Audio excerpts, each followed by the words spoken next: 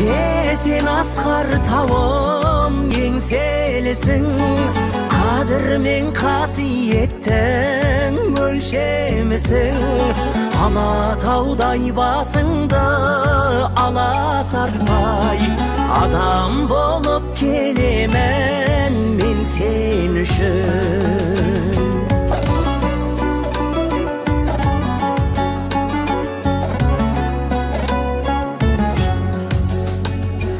Жаратқан жанашырсыз жаратады ма?